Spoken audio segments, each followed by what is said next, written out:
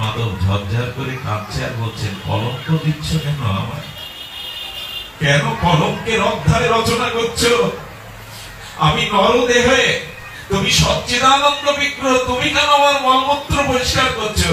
এটা কলঙ্ক হবে, এটা আমার জন্য কলঙ্ক হবে। জগন্নাথ, এটা করো না। আচ্ছা, তোমার অভিপ্রায় কি বলো তো? জগন্নাথ কি বলবো জানেন? সারাটা জীবন নিষ্কপটে প্রাণ ঢালা সেবা করেছে। আমারও তো সাধ হয় ভক্তকে সেবা করতে। তুমি যেমন আমার সেবা করেছো, আমারও সাধ হয় তোমার মতো ভক্তের হাতে করে সেবা করতে। আচ্ছা মাধব, তুমি অসুস্থ না হলে এই সুযোগ আমাকে দিতে। তার মানে মাধবের এই রোগটা জগন্নাথী প্রারব্ধের কারণে হোক, কিন্তু তিনি দিয়েছেন। বললেন, শোনো, জগন্নাথকে তখন বলছেন, মাধব, আচ্ছা তুমি তো রোগটা সেরে দিতে পারো, তাহলে তো তোমাকে এই কলঙ্ক নিতে হয় না, তুমি আমার মলমূত্র কাটবে, পরিষ্কার করে দেবে। তখন বলছেন, এই রোগটা সেরে দিলে হয় না। জগন্নাথ তখন বললে, রোগ আমি সারতে পারি, কিন্তু সারবো না। রোগ যদি সেরে দিই, আমি যে তোমার সেবার সুযোগ হারিয়ে ফেলব। আমাদের স্ত্রী পুত্র আছে জানেন, আমাদের বন্ধু বান্ধব, বাড়ি গাড়ি, সজ্জন আত্মীয় কুটুম্ব আছে। গোবিন্দ বললেন, ভক্ত ছাড়া আমার কেউ নেই। ভগবান বলছেন, ভক্ত ছাড়া দ্বিতীয় জগতে আমার কেউ নেই, ভক্তই আমার প্রাণ। তোমাদের অনেক আছে, আমার যে ভক্ত ছাড়া কেউ নেই। এই জন্য ভগবান ভক্তের সেবা শুধু নেন না, ভগবান মাঝে মাঝে ভক্তের সেবা করেন। এই রাজ্যটা না, ভক্তির রাজ্যটা একটা আলাদা জিনিস। এটা জ্ঞানীরা, যোগীরা এটা মেনে নিতে পারবে না। ভগবান মলমূত্র পরিষ্কার করছেন আর বলছে, মাধব, কটা দিন আমি তোমার সেবার সুযোগ চাই, তাই তো এই ব্যাধিটা তোমার কাছে এসেছে। নাহলে ভক্তের দেহে, তোমার এই চিন্ময় দেহে ব্যাধি আসতে পারে না। মাধব সুস্থ হলো। জগন্নাথের নিজে হাতে সেবা ইতিহাস হয়ে রইল। শুধু কি তাই, একজন দরিদ্র ব্যক্তি পুরী মন্দিরের সামনে পান বিক্রি করতেন। কি বিক্রি করতেন? পান। যখন জগন্নাথের আরতি হতো না, ওর মনে মনে একটা ইচ্ছা জগন্নাথকেও জানাতো হলো, প্রভু, যদি পান কখনো তোমার সেবায় একটা লাগতো, আমার জীবনই ধন্য হয়ে যেত। নিবেদনটা বহুদিন ধরে অন্তরে অন্তরে হয়ে যাচ্ছে। মনে মনে নিবেদন গোবিন্দ গ্রহণ করলেন, জগন্নাথ গ্রহণ করলেন। কি করেছে জানেন? কেন বলছি জগন্নাথের করুণার সিন্ধু তিনি, মহাপ্রভু প্রেমের সিন্ধু, কিন্তু জগন্নাথ করুণার সিন্ধু। কৃষ্ণ বলরাম, অর্থাৎ জগন্নাথ আর বলরাম দুটো কিশোরের রূপ ধরে, অনেকটা বালকের রূপ ধরে রাত 12টার দিকে সেই পান বেচা ঝুপড়ি আলা রাস্তার পাশে ওই পেপার পুরনো কাপড় দিয়ে ঝুপড়ি করে ওর মধ্যে থাকে, গিয়ে গায়ে হাত দিয়ে ডাকছে, ওঠো। এই মধুর কণ্ঠ শুনে পান আলা উঠে থাকে। দুটো যুবক রাতের অন্ধকারে যেন চাঁদের আলোর মতো বিকিরণ হচ্ছে তার কুড়ে ঘর। কে তোমরা? আমাদের চিনবে না, আমরা দুই ভাই। জানো, আমরা তোমার কাছে না একটু পান খেতে এসেছি। আরে পান খেতে এসেছো কেন? দিনের বেলায় আসবে। বলে, আমরা তো অল্প বয়স, আমাদের পান খাওয়া দেখলে গুরুজনরা শাসন করবে, এই জন্য আমরা রাতে এসেছি। আসলে ভগবান যখন এরকম আবেদন করে, না বলা যায় তো। সঙ্গে সঙ্গে পান সেজে তার মনোরথ পূরণের জন্য জগন্নাথ বলদেব শিশুরূপে তার হাত থেকে দুটি পান পেলেন। পানটা মুখের মধ্যে দিয়ে গালটা রাঙা করে যখন দুজন চলে গেলেন, এভাবে ঘটতে লাগলো 3 দিন এক নাগাড়ে। কয়দিন? 3 দিন। জগন্নাথের সেবক কি করে জানেন? জগন্নাথ সাক্ষাৎ সেবা করা হয়। সাক্ষাৎ জগন্নাথের দাঁতও মাজা হয়, জানেন? এরকম করে জানেন? জগন্নাথের সামনে বড় একটা আয়না রাখা আছে, দর্পণ। ওই দর্পণটা রেখে দর্পণের মধ্যে জগন্নাথের দন্তকে বকুল কাষ্ঠ দ্বারা ওইটা দন্তমার্জন, মুখ প্রক্ষালন করা হয়। দাঁতটা মাজতে গিয়ে মূল পান্ডা দেখছেন জগন্নাথের দাঁত আর গাল রাঙা লাল লাল রাঙা হয়ে গেছে। উনি ভাবলেন জগন্নাথকে তো আমরা এই জাতীয় কোন প্রসাদ দেইনি যাতে গাল রাঙা হতে পারে। উনি অনুসন্ধান করলেন তবে কি কোন লীলা ভেতরে ভেতরে চলছে লীলাময়ে। রাত 12টার দিকে পূজারী গোপনে মন্দিরের দুয়ার খুলে দেখছে ওই মন্দির থেকে বলদেব এবং জগন্নাথ দুটো কিশোর মূর্তিতে বেরোলো। ওই ঝুবড়ি পানালার ঘরে গেল, আবার ওখান থেকে বেরিয়ে জগন্নাথের বিগ্রহ মন্দিরের মধ্যে লীন হয়ে গেল। বুঝলেন তবে গাল রাঙা কেন। পরের দিন সকালে এসেছে, এসে পানালাকে বলছেন, আচ্ছা তোমার এখানে দুটো বালক কি রাতে আসে পান খেতে? বলে আপনি জানলেন কি করে? বলে আমি জানি, ওদের চিনি। আচ্ছা তুমি যে ওদের পান সেবা দাও, মূল্য চেয়েছো কখনো? বলে কি বলেন, ওদের মুখের দিকে তাকালে জগতে ভুলে যায়। আমি কি অপূর্ব তাদের দর্শন, কি যদি তাদের মুখের কথা শুনলে শোক তাপ সব চলে যায়। আচ্ছা চাওয়া যায়? বলে শোনো, আজকে ওর কাছে চাইবে যে তোমাদের পানের মূল্য দিতে হবে, নাহলে পান আমি সেজে দেব না। উনি এইটা বলার পরে ওই রাত্রে যখন কৃষ্ণ বলদেব এবং জগন্নাথ আসলেন কিশোর রূপে, তখনই পানওয়ালা পান হাতে সেজে বলছে, দেখো 3 দিন তো দিয়েছি তোমাদের, এভাবে যদি দেই আমার তো সবকিছুই পুঁজি চলে যাবে। আমি দেখছো রাস্তার পান বিক্রে আলা কামাল আমি, তো তোমরা আমাকে একটু মূল্য দাও। জগন্নাথ তখন বললেন, মূল্য কাকে বলে? আমরা তো শিশু, আমাদের সবাই দেয়, কেউ তো চাই না মূল্য। মূল্য হলে কোন বস্তু কাউকে দিলে সেই বস্তুর বিনিময়ে কিছু পাওয়াকে বলে মূল্য। ভগবান সত্যি সত্যি মূল্য উনি জানেন না কিনতে হয় কি করে। ভগবানের সব আদান প্রদান হয় প্রেমের দ্বারা, তো উনি কেনাকাটা ভালোবাসেন না। হ্যাঁ, তো তখন বলছেন যে দেখো, মূল্য যদি কোন বস্তুর বিনিময়ে কিছু দিতে হয়, তবে আমাদের কাছে তো অর্থকড়ি নাই, তবে আমার এই গায়ের ওড়নাটা এটা আমি তোমায় দিলাম, পান দাও। তখন দেখছেন এই ওড়নাটা তো দেখুন হীরা খচিত বাঁধানো, বলি এত মূল্যবান জিনিস এটা কারা? উনি বুঝতেই পারছেন না। ওটা পাওয়ার সাথে সাথে ওটা হাতে নিয়ে তখন ওনার দেহ কম্পিত হচ্ছে। সঙ্গে সঙ্গে মন্দিরে চলে গেলেন। পরের দিন সকালে রাজাকে ডেকে মূল পান্ডা বলছেন, জগন্নাথের সে বসন উনি সব জানেন, ওই ভক্তের মহিমা প্রকাশ করবেন বলে রাজাকে দাঁড় করিয়ে বললেন, চুরি হয়ে গেছে জগন্নাথের মূল বসন, মূল্যবান বসন, খোঁজো চারিদিকে। বুঝবে কি গো, এসে তাকে কাঁধেই লেগে রয়েছে পানালা। ওকে বেঁধে নিয়ে যাওয়া হলো। মন্দিরের সামনে যাওয়ার পরে বললেন, খুলে বলো ঘটনা। বলে 4 দিন ধরে দুটো বালক মধ্যরাত্রে আমার কুঠিরে আসে, আমার এই ঝুবড়ির মধ্যে এসে তারা পান চায়। আমি বাবাজির পান্ডাজির কথা মতো কালকে চেয়েছিলাম মূল্য দাও, তাই বালকটি তার ঘাড়ের 19 বস্ত্র, পবিত্র দিব্য বস্ত্র আমাকে দিয়ে যায়। আমি মিথ্যা বলছি না। সেই দিন থেকে রাজা হাত জোর করে বললেন, ওগো সারাটা জীবন রাজা হয়ে তার সেবা করছি, হাতে করে তাকে সেবা করবার ভাগ্য কোনোদিনই হয়নি। ধন্য তুমি। জগন্নাথ সেই দিন ঘোষণা করে দিলেন, আজ থেকে আমার প্রসাদে পান সেবা দিতে হবে। শুরু হয়ে গেল। আচ্ছা, ওই পান বিক্রেতার পানওয়ালার কি ভজন সাধন ছিল? এই জন্য তো বলছি জগন্নাথ এই কলিতে বিশেষ করুণা মূর্তিতে উপস্থিত হয়েছে। এক বুড়িমা লেখাপড়া জানে না, জগন্নাথ কত লীলাময়, লেখাপড়া জানে না, গ্রামের অত্যন্ত একেবারে সাদা মাটা সরল সেই বুড়িমা কি করেছে জানেন? নিমের পাতার রস বেটেছে। একটা মাটির ঘটের মধ্যে অনেকটা নিমের রস নিয়ে জগন্নাথের মন্দিরে যাচ্ছে। যেই দুয়ারে উঠেছে, পান্ডারা বলছে, এই বুড়ি দাঁড়াও, কোথায় যাচ্ছ? বলে কোথায় যাচ্ছে মানে আমাকে আটকেও না। কেন, তুমি কে?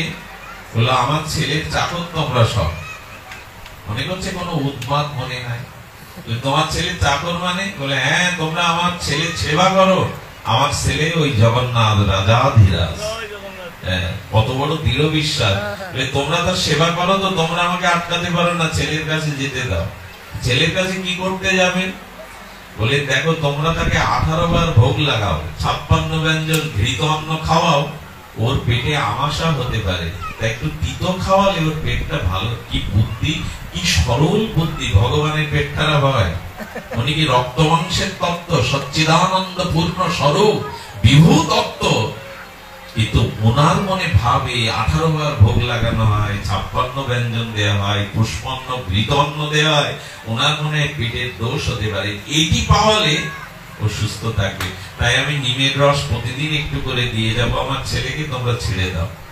বুড়ি যখন নাছর বান্দা গলা ধাক্কা খেলে, কেউ যেতে দেবে হরিমাকে? ময়লা কাপড়, হরিণ বসন, নিমের পাতার রস জগন্নাথকে দেবে?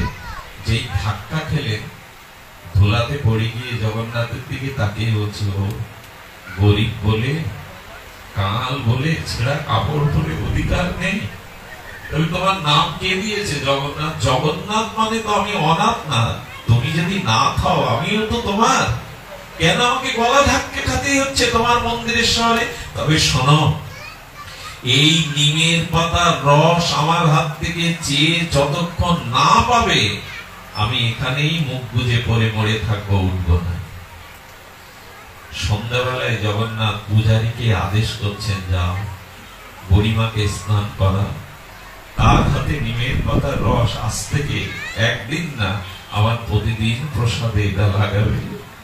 সে হৃদয়ের ভালোবাসা সিঞ্চন করে আমাকে বাৎসল্য প্রেমে সন্তান মনে করে আমার হেয়, আমার শরীরের চিন্তা করে এনেছে, ওর প্রসাদার থেকে যুক্ত হবে। বলতে পারেন এত বড় করুণা কার আছে? জগন্নাথ করুণা রাধা। এই জন্য পুরী ধামে যেটা প্রকট হয়েছিল মহাপ্রভুর প্রেম সাগর আর জগন্নাথের করুণার সাগর, তার তরঙ্গ নিত্যানন্দ অদ্বৈত গৌরগণের তরঙ্গ উঠেছিল। এই তরঙ্গ পৃথিবীতে বড় বিরল, এমনটা হয়নি। একদিকে জগন্নাথ, একদিকে মহাপ্রভু, তাদের সেই লীলা হরিনাম তরঙ্গ, প্রেম তরঙ্গ আজ পুরীর আকাশে বাতাসে। আমার কি মনে হয় জানেন, যারা পুরীতে সমুদ্রের গর্জন শুনতে ভালোবাসেন, তরঙ্গের পর তরঙ্গারে ভাসতে ভালোবাসেন, আমার মনে হয় সমুদ্রের কি আর গর্জন, ওই গর্জনটা গম্ভীরার মধ্যে বইছে। গম্ভীরার মধ্যে মহাপ্রভুর প্রেমের যে গর্জন। মহাপ্রভু জগন্নাথকে কি রূপে দর্শন করতেন জানেন? দর্শন করতে করতে মহাপ্রভু যখন জগন্নাথকে দর্শন করতেন, এতটা প্রেম বিকার আসত, ভক্তির বিকার, জগন্নাথ নাম ও মহাপ্রভুর মুখে উচ্চারণ। আচ্ছা, ভক্তি ভেতরে এলে 8টা বিকার হয়। প্রথমে অশ্রু আসে, দেহে পুলক আসে, দেহে কাঁপে কম্প আসে, কণ্ঠ রুদ্ধ হয়ে যায়, শব্দ রুদ্ধ হয়ে যায়, যে শব্দগুলো বেরোয় ভাঙা ভাঙা। আর জগন্নাথকে দর্শন করে, জগন্নাথ না, রাধা ভাবে, বিরোহিনী ভাবে, আজ রাধা ভাবে ভাবিত হয়ে শ্যাম সুন্দরকে দেখছেন। আর মহাপ্রভু রাধা ভাবে ভাবিত হয়ে তার মদন মোহন শ্যাম সুন্দরকেই দেখছেন। আর এইভাবে দেখতে দেখতে জগন্নাথ নাম বলতে পারছেন না মহাপ্রভু। গোবিন্দ দাস যখন ডাকছে তখন বলছে যজ যজ গগ গগ, জগন্নাথ হচ্ছে না, জ জ গ গ, এই উচ্চারণ হচ্ছে। মহাপ্রভু এত ভাবাবিষ্ট হয়ে গেছেন ওই রূপে। আমরা তো দেখছি হাত নেই, পা নেই, ঠুটো জগন্নাথ, চোখ দুটো মার্বেলের মতো বড় বড়, কিন্তু ওইভাবে দেখলে হবে না, ওইভাবে দেখলে হবে না। প্রেমের দৃষ্টিতে, অনুরাগের দৃষ্টিতে মহাপ্রভু সেই মাথুর বিরহে বিরোহিনী রাধা ভূমিকায় দাঁড়িয়ে তার বিরহের শ্যাম সুন্দর মূর্তিকে দেখছেন। আর দেখতে দেখতে এত আবেশ এসে গেছে যে দেয়ালে, পাথরের দেয়ালে যেখানে হাত রেখে জগন্নাথ দেখছিলেন, আপনারা আজও দেখতে পাবেন সেখানে পাথর গলে গেল মহাপ্রভুর ভক্তির আবেশে। আজও সেই হাতের চিহ্ন লেগে আছে। আচ্ছা, আপনাদের কাছে যদি আমি বলি কারো হাতে পাথর গলবে কেন? কারো হাতে গলে কি ভক্তির প্রেমের দ্বারাই পাথরও বিগলিত হয়ে গেছে। মহাপ্রভুর 8টা চিহ্ন এখনো পুরীধামে আছে। এগুলো একবার দর্শন করে আসলে আপনি ভুলতে পারবেন না জগন্নাথকে। হৃদয়ের স্থানে, হৃদয় সিংহাসনে তারে বসাবেন, আলালনাথে যাবেন। এই আলালনাথে জগন্নাথ বিরহে, মহাপ্রভু কৃষ্ণ বিরহে যখন পাথরের উপরে শুয়ে পড়ে গড়াগড়ি দিচ্ছেন, সেই বক্ষের নিচে যে পাথর পড়েছিল না, পাথরটা গলে গিয়ে সেই বক্ষের ছাপটা এখনো আলাদাতে পড়ে আছে পাথরের উপর। কারো বুকের বসে পাথর গলে যায়, এই ব্যাখ্যা করে বোঝানোর কথা, এই শব্দ দিয়ে বোঝানো যায়। মহাপ্রভুর প্রেমের আবেশে পাথর বিগলিত হয়ে তার চরণ, তার বুকের চিহ্নটা আলালনাথে রয়ে গেছে। কত ভক্ত গিয়ে সেখানে হাত বলে আর কি বলে জানে, আমার কেন অনুরাগ হলো না, পাথর বললো, আমার হৃদয় কেন বললো না, পাথর বিগলিত হলো কিন্তু আমার হৃদয় গলল না। মহাপ্রভুর জন্য যদি পাথর গলে, আমাদের হৃদয় গলে না, এই জন্য যে আমাদের হৃদয়ে এই অনুরাগ নাই। এই অনুরাগ আমাদের হৃদয়ে নাই। অনুরাগ থাকলে পাথর বিগলিত হয়ে যেত।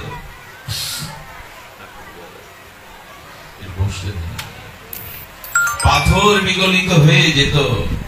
আজও আলালনাথে সেটি আছে। কি বলবো আপনাদের, মহাপ্রভু গম্ভীরার মধ্যে গরুর স্তম্ভের নিচে যখন দাঁড়াতেন, আমি হয়তো আবেগ তাড়িত হয়ে যাচ্ছে, আপনারা আবেগ আনবেন না, দরকার নেই আপনাদের আবেগ আনার, কারণ আবেগ তত্ত্ব নয়। তবু বলবো, আবেগ উচ্ছ্বাস তরঙ্গ আসে। মহাপ্রভুর চোখের জলে খাল তৈরি হয়ে গেছিল, বিশ্বাস করবেন? করবেন না, যদি করেন তো ভালো। মহাপ্রভুর চোখের জলে নালা তৈরি হয়ে গেছিল, একটা গর্ত হয়ে ওইখানে জল আবদ্ধ হয়ে পুকুরের মতো হয়ে গেছিল। এই ব্যাখ্যা করা যায়, যার হৃদয়ে এই ভাব এসেছে সেই অনুভব করতে পারে। আজ ভগবান কাঁদছেন নিজের স্বরূপকে দেখে, প্রেম স্বরূপকে দেখে। শুধু চোখে জল নেই আমার, শুধু হরিনামে রুচি নেই আমার, পাথরও গলে গেল, বলল না আমার, পাথরের থেকেও যেন কঠিন লোহময় হৃদয়। গৌরাঙ্গ বলিতে হবে, পুলক শরীর কই হয় না তো। গৌরাঙ্গের নাম নিলে প্রেম উদয় হয়, কই হয় না তো। হরি হরি বলিতে নয়নে বহে নীর, কই হরি বললে তো চোখে জল আসে না।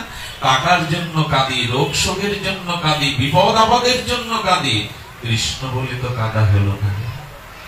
এই প্রশ্নগুলো আসতে হবে আমাদের।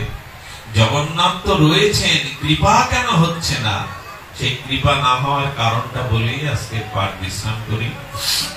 কারণটা হলো এই যে ভক্তকে শুদ্ধ ভক্তির প্রাপ্ত হওয়ার আগে তাকে সদ্গুরুদেবের চরণাশ্রয় পূর্বক, সাধুর সঙ্গ হরিকথা শ্রবণ কীর্তন পূর্বক, তার জীবনে ভজনের দ্বারা, যখন সাধু সঙ্গের দ্বারা অনর্থগুলো, পূর্ব কুসংস্কার গুলো চলে যাবে, তখনই তার মধ্যে কি আসবে? রুচি আসবে, আসক্তি আসবে, ভাব আসবে, ভক্তি আসবে, প্রেম আসবে।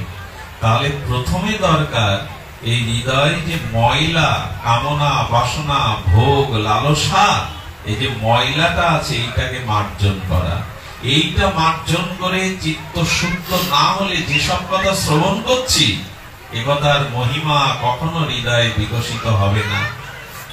হয়তো এই কথা শুনে কিছুটা ভালো লাগবে, এই মা ওকে থামাও, এই কথা শুনে কিছুটা ভালো লাগবে, বাইরে গেলে এই ভাব আর আক্রান্ত আপনাকে করবে না, চিত্ত বিগলিত হবে না। এই জন্য স্থায়ী ভাব চাই, আমাদের তো অস্থায়ী ভাব, এখান থেকে উঠে গেলেই সব শেষ। অখণ্ড ভাবসাই, স্থায়ী ভাবসাই, তৈল ধারার মতো নিত্য নিরন্তর ভগবানের স্মরণ চাই। আর সেটা করতে গেলে মহাপ্রভু যে দৃষ্টান্ত রেখে গেছেন তা বড় বিরল জগতে। সেই বিরল দৃষ্টান্ত হলো শ্রী গুন্ডিচা মন্দির মার্জন লীলা। রথের আগে, রথের গুন্ডিচা মন্দিরে জগন্নাথকে আনার আগে মহাপ্রভু কি করেছিলেন? গৌরীজ জানা আপনাদের, উনি রাজার সেনার কাছে, রাজার সেবকের কাছে বললেন, আমাকে 100 সমার্জনী দিন। সমার্জনী মানে ঝাড়ু বা ঝাঁটা। মহাপ্রভু ঝাঁটা ভিক্ষা করছে। স্বয়ং জগদীশ্বর রাধা কৃষ্ণ মিলিত তনু রাজার পাশরির কাছে বলছেন, আমাকে 100 ঝাঁটা দাও। আর কি চাই প্রভু তোমার? বলে 100 মাটির ঘর দাও। 100 সমার্জনী আর 100 মৃত্তিকার ঘট মহাপ্রভুকে দেয়া হলো। মহাপ্রভু নিজে হাতে চন্দনের বাটি নিলেন। এই লীলা বড় মাধুর্যময় লীলা। আজকের অনুষ্ঠানের সার একটি সিদ্ধান্ত এই লীলার মধ্যে মহাপ্রভু রেখে গেছেন, আমরা যদি গ্রহণ করতে পারি। আমাদের দরকারটা কি? আমাদের দরকার আগে হৃদয়টা ধুয়ে মুছে শুদ্ধ করা, তবে এই লীলাগুলি, ভগবানের নামগুলি আমাদের হৃদয় স্পর্শ করবে। মার্জন করতে হবে।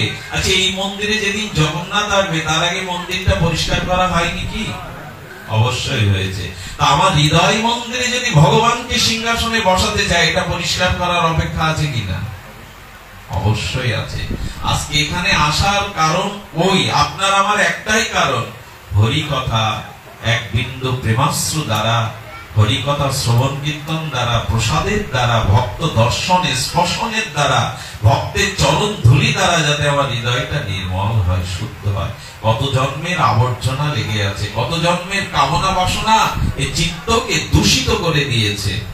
এই জন্য মহাপ্রভু বললেন, চেত দর্পণ মার্জনা। আগে চিত্তরূপ দর্পণে যে বাসনার ময়লা জমেছে ওটা মার্জন করো। যদি ভক্তবৃন্দ, মহাপ্রভু বললেন কি? বললেন চন্দনের আর পাত্র নিয়ে ভক্তদের ললাটে মহাপ্রভু নিজে চন্দন দিচ্ছেন, মালা পরিয়ে দিয়ে এক একজনের হাতে এক একটা সমার্জনী অর্থাৎ ঝাড়ু দিয়ে দিলেন। মহাপ্রভু নিজেও একটা হাতে নিয়েছেন। আহারে, এই অনন্ত বিশ্ব ব্রহ্মাণ্ডের মালক আর ঝাড়ু হাতে নিয়েছেন কেন জানেন? আমি আচরণ না করলে জীব আচরণ।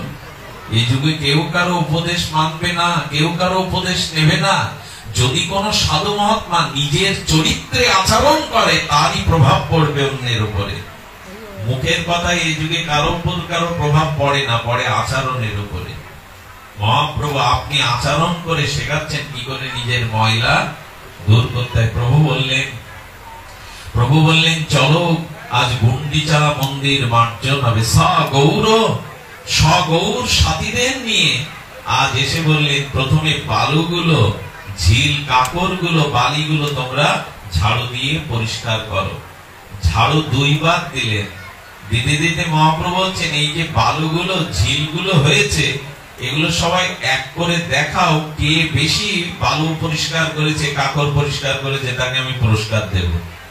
সবাই আঁচলে করে এক জায়গায় রেখে দিচ্ছে। শেষে দেখা গেল মহাপ্রভুর আঁচলের বালিটাই বেশি হয়েছে অন্যদের থেকে। মহাপ্রভুই বেশি করে বালু পরিষ্কার করেছেন। আর ভক্তদের বললেন সুন্দর করে করবে। মহাপ্রভু যেন জগৎকে জানাচ্ছেন, যদি ভজন করো তাহলে নিষ্কপটে করো, চালাকি দ্বারা করো না। এখানে কাটছাট কোনো পথ নেই। ভক্তির কাছে পৌঁছাতে গেলে কোনো চোরাগোপ্তা পথ নেই। এখানে সরল হয়ে এসো, নিষ্কপট হয়ে এসো। এই পথে যারা এসেছে, এই পথে কাটছাটের কোন পথ দিয়ে, বিচারের ঝাড়ু দিয়ে চারটে জিনিস একেবারে সাফ করতে হবে। প্রথমে হলো অমেদ্য আহার। আচ্ছা, এই মন্দিরে গঙ্গা জল ঢালি না মাঝে মাঝে আমরা? এই মন্দিরে দুধ ঢালি তো, শিবের মন্দিরে দুধ ঢালি। এখানে গঙ্গা জল ঢালি, নদীর জল ঢালি, পরিষ্কার করি। এখানে যদি দুধ ঢালেন মন্দিরে, এই মন্দিরে যদি দুধ ঢালেন, গঙ্গা জল ঢালেন, আমরা মাঝে মাঝে এই মন্দিরে কি ঢালি? সে কথা না বলাই ভালো। এই মন্দিরে আমরা পূজার নাম করে, অনেক পূজার নাম করে এই মন্দিরে কি ঢালি? ভগবান এতে সন্তুষ্ট হয়তো? মহাপ্রভু ঝাড়ু নিয়ে বলছেন, আগে এগুলো বিদায় করো। প্রথমে আমিষ আহার, দ্বিতীয় বললেন মদ জাতীয়, নেশা জাতীয় কোন দ্রব্য। আচ্ছা, এই মন্দিরে উঠে এখন কাউকে বিড়ি টানতে দেবেন জগন্নাথের সামনে? ওইখানে ধূপ জ্বালান মানুষের তৈরি করা মন্দিরে, আর দেবতার তৈরি করা, ঈশ্বরের তৈরি করা মন্দিরে ধূপ জ্বালায়। কতটা পার্থক্য! ওইখানে ধূপ জ্বালান আর এইখানে ধূপ জ্বালান। কি দুর্ভাগ্য হলে এই জাতির, নাম করতে করতে উঠে গিয়ে বিড়ি টেনে আবার এসে নাম করে। মহাপ্রভু বলছেন, আগে মাঝো, আগে ভেতরটা পরিষ্কার করো, তারপরে তো বসবে ওখানে ভগবান। আমাকে ডেকে নিয়ে আপনি উচ্ছিষ্ট জায়গায় বসতে দিলে বসবো কি আমি? আমিও বসবো না তো ভগবান কি করে বসবে? মহাপ্রভু মন্দির মার্জন লীলায় বললেন, আমিষ আহার ঝেড়ে ফেলে দাও। দ্বিতীয়ত মদ জাতীয় নেশা ঝেড়ে ফেলে দাও।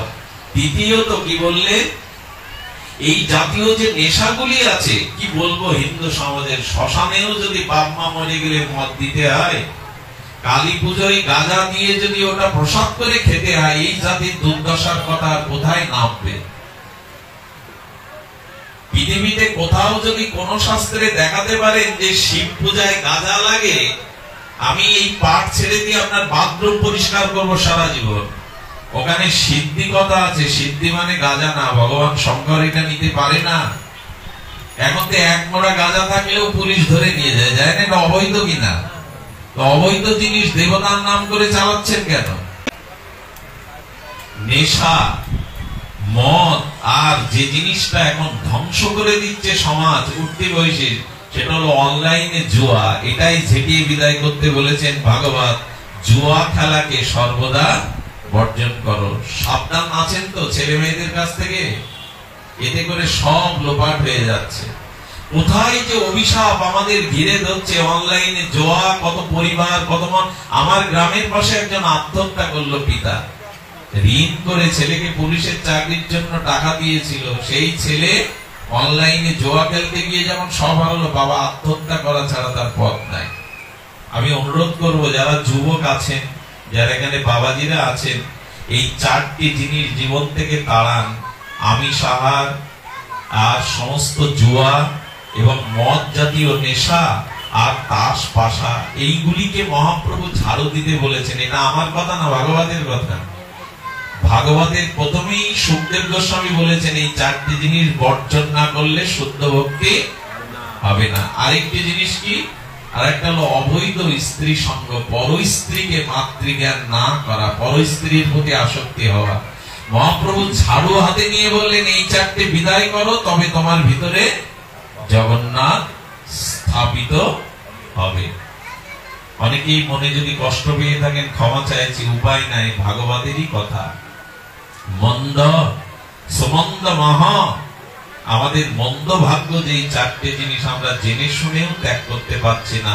মহাপ্রভু ঝাড়ু দিলেন, দিয়ে এবার 100 ঘট দিলেন। নিত্যানন্দ, অদ্বৈত, স্বরূপ দামোদর, সার্বভৌমকে ঘট দিলেন না, তারা বসে আছেন। আর প্রভু ঘট দিয়ে স্নান করে কি করলেন? ঘটে ঘটে জল আনতে গিয়ে প্রভু বললেন, জল শুধু এনো না, সাথে সাথে কৃষ্ণ কহ, কৃষ্ণ কহ, কৃষ্ণ কহ, ভগবানের নাম নাও। মহাপ্রভু যেন বললেন আগে এইগুলো ঝাড়ু দিয়ে পরিষ্কার করো, এরপরে শ্রদ্ধা দিয়ে, বিশ্বাস দিয়ে, জল দিয়ে হৃদয়টা ধুয়ে ফেলো। ওই জন্য নাম নিতে বলছেন। কৃষ্ণ কৃষ্ণ বলতে বলতে কারো ঘটে লেগে ঘট ভেঙে যাচ্ছে, আর ঘট ভেঙে যেটুকু যাচ্ছে জল এনে ঢালছেন। মহাপ্রভু কি করছেন? নিজের আঁচল দিয়ে আর ভেতরের বেদিটা মুছছেন, বেদিটা পরিষ্কার করছেন। সমস্ত সিংহ দুয়ারে রাজপথ পরিষ্কার করলেন, নৃসিংহদেবের মন্দির পরিষ্কার করলেন। চারিদিকে মহাপ্রভু দেখে হেসে বললেন, এ যেন হৃদয়ের মতো নির্মল হয়ে গেল আজ মন্দির। এই কবিরাজ কৃষ্ণের সংকেত দিলেন, বাইরে যেমন পরিষ্কার করলে ভেতরটাও নির্মল করো, তবেই জগন্নাথের কৃপা, তবেই ভগবান তোমার হৃদয় আসীন করবেন। এরপরে মহাপ্রভু কি করলেন? এরপরে মহাপ্রভু ভক্তদের সমস্ত আর সমুদ্রেতে স্নান করে এসে নৃত্য করতে শুরু করলেন।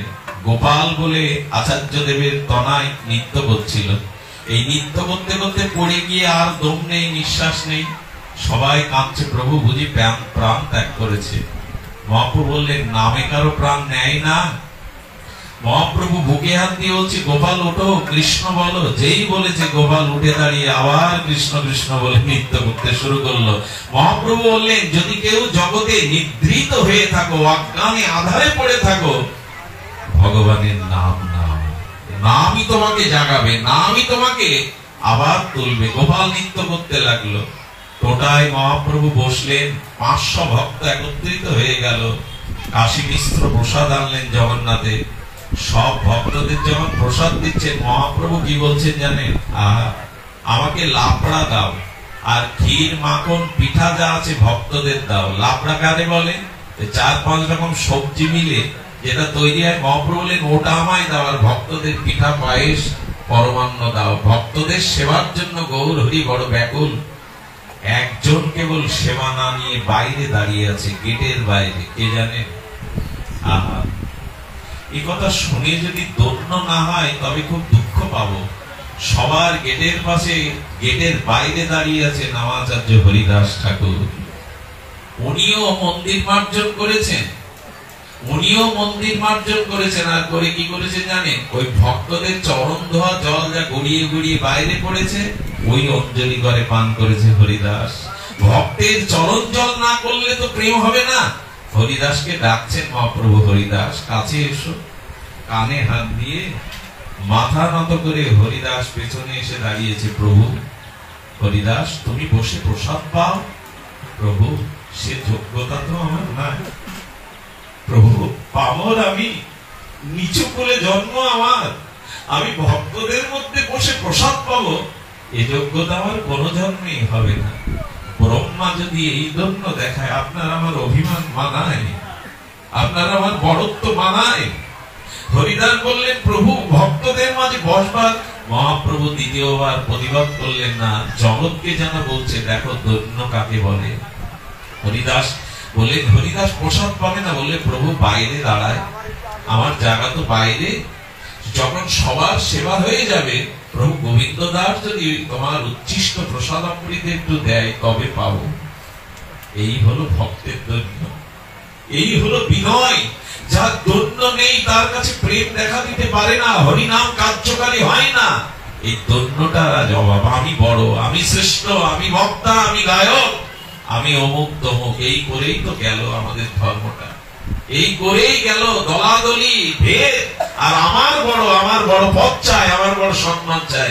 হরিদাস ঠাকুর ব্রহ্মা বাইরে দাঁড়িয়ে আছেন, আমার যোগ্যতা নেই এর মধ্যে বসে প্রসাদ নেওয়ার। ব্রহ্মার যদি এই দন্য আচরণ করে দেখে, আপনার আমার কি হবে? আছে কি দন্য যে কৃপা পাবো? বৃষ্টিটা গড়িয়ে গড়িয়ে চালে থাকে না, গর্তের মধ্যে যায়। দন্য যার আছে সেখানেই প্রেম যায়, ভক্তি যায়। দন্য যার নেই তার জীবনে প্রেম ভক্তি দাঁড়াতে পারে না। সবার প্রসাদ পাওয়া হলো, মহাপ্রভুর উচ্ছিষ্ট প্রসাদ গোবিন্দ দাস পেলেন, আর ভক্তদের একটু দিলেন, আর বাকিটুকু হরিদাসকে বাইরে দিয়ে গেলেন। হরিদাস প্রসাদ পেয়ে নিজেকে ধন্য মনে করল।